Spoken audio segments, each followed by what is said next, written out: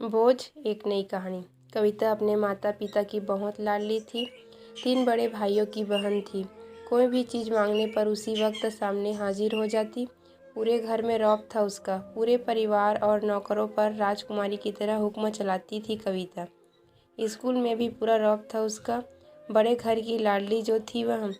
ऐसे ही उसने कॉलेज में दाखिला लिया। उसके ठाट बाट बड़ी गाड़ी में आना जाना, हर दिन नया फैशन देखकर हर कोई उससे दोस्ती करना चाहता था। थोड़ी ही दिनों में उसके बहुत से दोस्त बन गए। पूरे कॉलेज में उसकी अपनी एक पहचान थी। इन दिनों उसके घर एक रिश्ता आया। खानदानी लोग थे और पापा की पुरानी जान पहचान थी उनके साथ। कविता के साथ कोई ज़बरदस्ती नहीं थी, पर कविता ने भी हाँ कर दी, क्योंकि वह अपने परिवार से बहुत प्यार करती थी। वह जानती थी कि वह लोग उसका अच्छा ही सोचेंगे। लड़के का नाम राज था। राज काफ़ी पढ़ा लिखा और समझदार लड़का था। ससुराल वाले भी बहुत अच्छे थे। ससुराल में कविता की जगह वैसी ही थी जैसी मायके में। कोई भी कार्य कविता की सलाह के बिना नहीं होता था। सबकी लाडली बहू बन गई थी वह।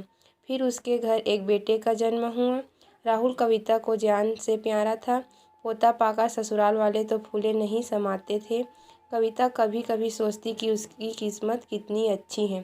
उसका हर अपना उसे कितना प्यार करता है। चाहे जीवन में कैसा भी समय आए, मेरे अपने हमेशा मेरे साथ हैं। कभी मैं अकेली नहीं हो सकती। कितनी खुश किस्मत हूँ मैं।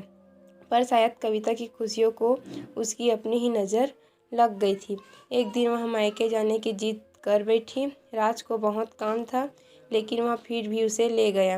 रास्ते में उनकी गाड़ी अन्य गाड़ी से टकरा गई। कविता, राज और राहुल बहुत बुरी तरह से जख्मी हो गए।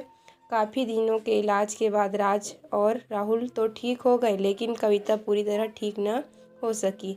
सर पर चोट लगने के कारण वह अपनी आंखों की रोशनी खो बैठी। अब कविता की किस्मत जैसे उल्टे पांव चलने लगी। मायके वाले कुछ दिनों तक उसे मिलते आते रहे, फिर कभी कभार फ़ोन ही करके पूछ लेते कि अब कैसी हो। धीरे धीरे यह सिलसिला भी कम हो गया। ससुराल वालों की सहानुभूति भी कम होने लगी। घर में किसी को पास बैठने के लिए कहती तो जवाब मिलता, बहुत काम है, अब तुम भी हाथ नहीं बटा सकती। राज भी चिड़चिड़ा हो गया था। बस राहुल ही था उसके साथ, जिसके साथ हंसते खेलते उसका वक्त गुजरता। एक दिन कविता के हाथ से कुछ सामान गिर गया, जिसकी वजह से राहुल को हल्की सी चोट लग गई। कविता के सास ससुर ने राहुल को उससे अलग कर दिया कि कहीं उसको न देखने की वजह से बच्चे का कोई नुकसान न हो जाए। कविता अंदर से टूट चुकी थी। एक दिन उसने सबके सामने मायके जाने की इच्छा रखी तो राज उसे तुरंत मायके छोड़ आया, जैसे ही वह भी यही चाहता था, लेकिन राहुल को उसके साथ नहीं भेजा गया। कविता कभी राहुल से दूर नहीं रही थी, पर अपनी कमी के कारण उसने ज़्यादा बहस नहीं की। कविता को लगा कि वह 3-4 दिन वहाँ रहेगी तो थोड़ा हवा पानी बदल जाएगा, क्योंकि वह कितने दिनों से कहीं भी बाहर नहीं गई थी। घर वाले भी इतने दिनों बाद उसे देखकर कितने खुश होंगे। कविता के घर पहुँचने पर सब लोग बहुत खुश हुए। खाने में सब कुछ कविता की ही पसंद का बना था। उसने अपने मम्मी पापा और भाई भाभीयों से दिल खोलकर बातें की। उनके छोटे छोटे बच्चे भी बुआ के साथ घुल मिल गए थे। रात को सोने के वक्त जब वह कपड़े बदलने लगी तो उससे पता चला कि उसका बैग तो बहुत भरा हुआ था। वह सब समझ गई। वह बहुत उदास हो गई। कुछ दिनों तक तो सब ठीक रहा, फिर जैसे सब बदलने लगा। उसका व्यवहार बदल रहा था। वहाँ लोग जैसे थक चुके थे उससे। सब लोग घुमा फिरा कर पूछने लगे कि राज कब आ रहा है उसे ले जाने, जबकि वह जानती थी उस घर में अब उसके लिए कोई जगह नहीं। कविता से चलते वक्त कुछ न कुछ नुकसान हो जाता। थोड़ी बहुत टोका टाकी उसे सुनाई देती, वह टाल देती। एक दिन उसके हाथ से लगकर एक कीमती फूलदान टूट गया। छोटी भाभी ने बहुत हंगामा मचाया। कविता के माता पिता रोज रोज के झमेलों से तंग आ गए थे। उन्होंने राज को खुद से फ़ोन कर दिया। राज कविता को अपने घर ले गया।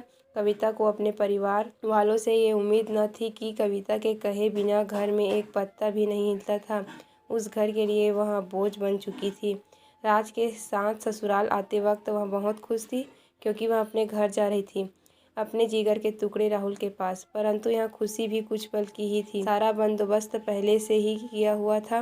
कविता को सीधे ऊपर वाले कमरे में पहुंचा दिया गया। राहुल से दूर रखने की सख्त चेतावनी दी गई। एक काम वाली लता को उसकी जिम्मेदारी सौंपी गई, जो उसके खाने पहनने जैसी ज़रूरतों का ध्यान रखती।